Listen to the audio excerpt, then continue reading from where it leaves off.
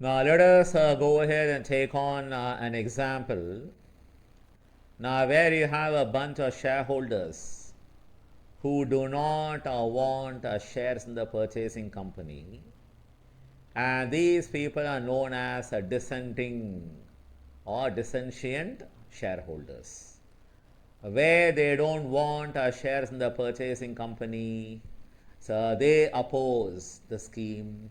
They are not given their assent. Is that fine? Now let us go ahead and take on this example, All India and Presidency Company. Yes, ma'am. The All India Company Limited agrees to acquire as a going concern the business of Presidency Company Limited on the basis of vendor's balance sheet as at 31st December 1996, which is Okay. as follows. Liabilities, they have authorized capital of 25,000 shares of 50 each, 12 lakh 50,000. Issued capital 20,000 shares of 50 each, 10 lakh. Called up capital 20,000 shares of rupees 30 each, 6 lakh. So that is a relevant amount. That is called up and paid up. Is 20,000 shares of rupees 50, 30 each. but 30 called up, right? 50 is the face value, but rupees 30 called up and paid up. Yes. Reserve fund 1,25,000. Creditors 75,000. Profit and loss account 60,000. Okay. And on the asset side, we have freehold property 2,50,000. Plant and machinery 50,000. Stock 3 lakh. Okay. 6% government papers 10,000. Nothing but investments. Next. Debtors 2,30,000. Less provision 10,000. 2,20,000. And then bank balance 30,000. 30,000 is a cash at bank. Next. Then the All India Company Limited took over all the assets and liabilities of the vendor company, subject to the retention out of such assets of rupees 15,000 to provide for cost of liquidation, income tax, etc., and to satisfy the dissentient shareholders. Okay, listen.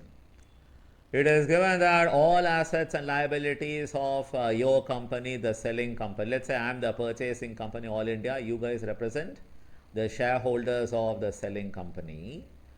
So I'm going to take over all your assets and liabilities except rupees 15,000 of cash balance. It's understood because, and that is cash needed for meeting the cost of liquidation you're going to retain. And then you have to pay the dissenting shareholders as well, right? So you're going to retain rupees 15,000 out of 30,000 cash at bank. That means what? Out of 30,000, I take only 15,000 cash from you people, and the balance 15,000 is left with you people to pay for liquidation expenses and to pay the dissentient or dissenting shareholders. Next. The consideration for the sale is the allotment to the shareholder in the vendor company of one share of rupees 100 within brackets rupees 50 paid up in the All India Company for every 2 shares in the Presidency Company Limited. You saw I'm going to offer 1 share in my company for every 2 shares. Face value 100 each, but rupees 50 paid. Is that fine? I read further. The market value of the All India Company shares, which are rupees 50 paid up at date of sale, is rupees 70 each. That means rupees 50 paid up shares, that is partly paid shares in my company, that is All India Company, are trading for rupees 70, that is the market price per share. Please remember, whenever you want to calculate the purchase consideration, and the consideration is a non-cash consideration, as in this example, I'm going to offer shares in my company. You are supposed to value the consideration based on fair value, and that is what is given in para 40 of Accounting Standard 14 on accounting for amalgamations. Next.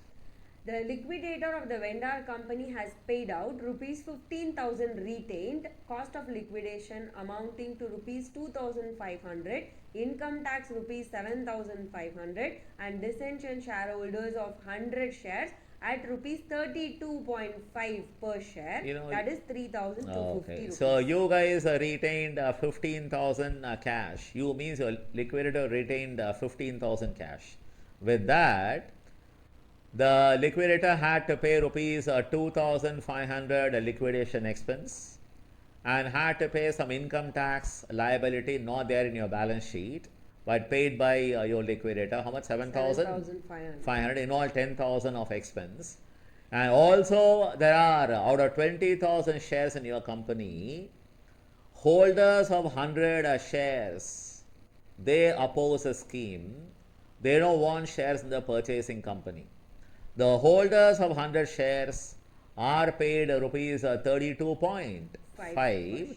That is rupees 3,250 is amount paid to the dissentient shareholders. Got it?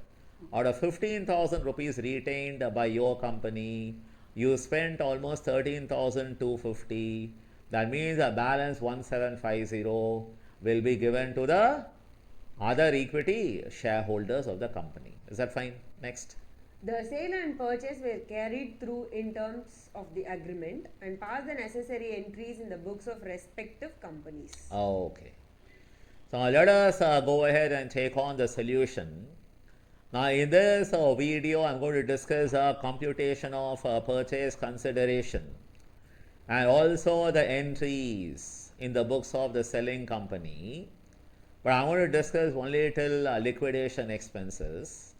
Now, how should you account for the amount that is paid that to the dissenting or dissentient shareholders will be discussed in the next video.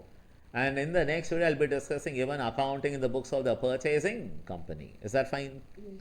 Now, let us go ahead and take on the solution. Just refer to the purchase consideration computation. Yes. There are 20,000 shares held by your shareholders, that is your company, selling company shareholders.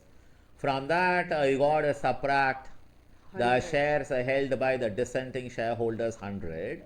Take only 19,900 shares. Only they are okay with the scheme.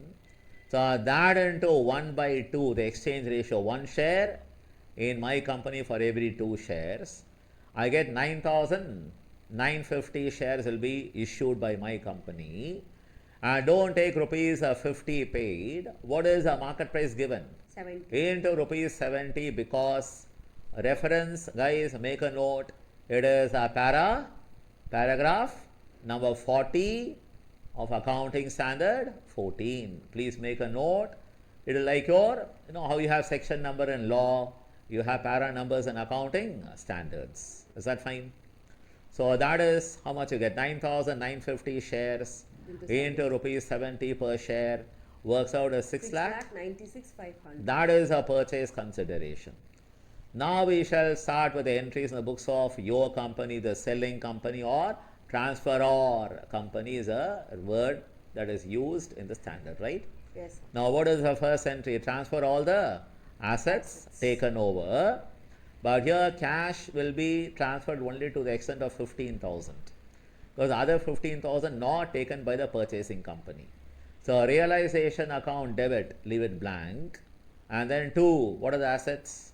Freehold property 2,50,000. 2,50,000. Plant and machinery 50,000. Then stock 3 lakh. Then 6% government papers 10,000. And then debtors 2,30,000. 2,30,000 the gross amount. And then To bank account 15,000. only 15,000. Add up all the numbers and debit the realization. 8,55,000. Then second entry, transfer the liabilities and also any provision for bad debts. So what are the liabilities? 75,000 creditors. Creditors 75,000. Provision for bad debts? 10,000. 10,000. To To realization account 85,000. And third entry, purchasing company account debit to realization 6,96,500. And then the fourth entry will be for receipt of purchase consideration. It is going to be shares in or equity shares in All India Company debit. How much? 6,96,500. And then to the giver All India Company 6,96,500. And what is entry number 5 for? Liquidation expenses, right? Yes, sir. What is paid by your company in all? 10,000 paid. Doesn't matter. It is some liquidation expense or some income tax paid. So in all 10,000 is expenses incurred by your liquidator. So what is the entry? Realization account debit 10,000 rupees to bank account 10,000. rupees 10,000. Guys, you gotta wait for the next video for me to discuss accounting for Dissentient Shareholders, and also books of purchasing company accounting. Fine. Bye bye.